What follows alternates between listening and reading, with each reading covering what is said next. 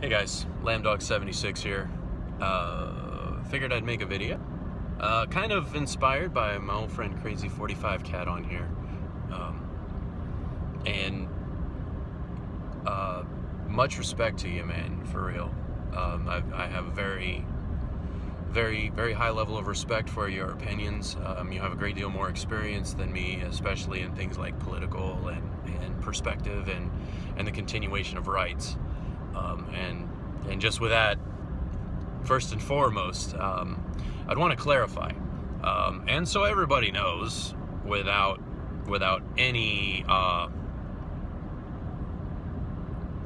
doubt, I've already voted early, and my vote for the presidential candidate was Gary Johnson. And I know this particular year, more than ever, it seems like when Mitt Romney was running, the people that vote independent or the people that vote libertarian, it didn't seem as bad, the whole push of throwing your vote away.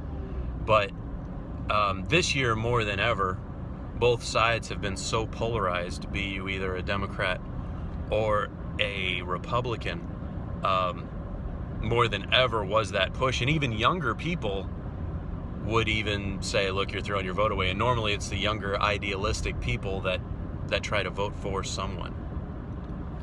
Now, that being said, of course, the real point of this election and the real critical part of this election had to do with the Supreme Court justices coming up for appointment, and the president gets to pick those Supreme Court justices.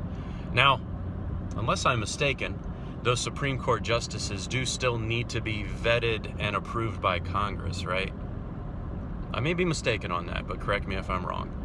Furthermore, there's more topics on the ballot than the general presidential election. And I know in the case of Crazy45Cat, in your video, you mentioned you really clarify, if gun rights are important to you, if you are a Second Amendment supporter, you don't want to be throwing your vote away by voting independent, by not selecting the correct candidate. I definitely understand that. And I'll tell you, my choice for whom I elect for president, I don't take that lightly. And it seems, I don't know if it's always been this way. I've only been of voting age for about 20 years now.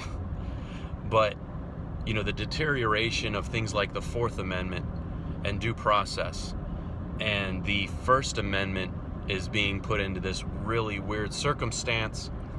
And the Fifth Amendment, most recently, is essentially, instead of the Fifth Amendment being used to protect people, has now been switched over to be like an admission of guilt.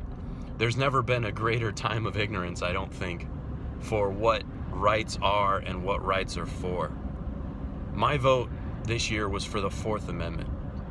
We have people that are being detained indefinitely, and all that they need to be detained indefinitely is a military investigative process that doesn't actually need to put a person in front of a jury of their peers, simply if somebody follows a certain criteria. Now, I get that we're at war, and this is a war on terror, and this is a war against radicalism, be it Islam or whatever the hell. I don't care what name you put on it. But I believe that in America, there is no excuse for that. Further, it was a Republican who 10 years ago claimed that a company was too big to fail. It wasn't a Democrat. Now, a Democrat ended up inheriting that situation. So this liberal, and I mean like new age liberal, this progressive's a better word for it. This progressive approach to economics, to me, is very troubling and isn't true market. It's crony mercantilism, and that's what I have to vote against. And let me tell you something. If we're actually at the point of the Fourth Amendment, buddy, that Second Amendment, it ain't about being able to pick up a rifle at Walmart anymore. You know what I'm saying? It's already beyond that. The fight's now somewhere else. So just my 2 cents. I don't feel I don't feel that I threw my feel that I threw my vote away at all. Do I believe that Gary Johnson will be elected? I really don't know. In this shitstorm that's this year's election, I don't even know what happens when both candidates look like. I don't even know. But now I will tell you, worst case scenario, you get 13 to 20% of people actually voting Libertarian. It sends a message to the Republican Party. It sends a message to the Democrat Party that there's a portion of people out there that have become disenfranchised by what you're putting up as your best and brightest. I mean, come on, Democrats.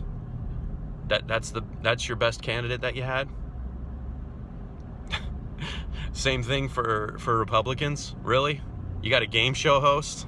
It's a little on the chin, boys. All right, y'all take care, and more videos to come.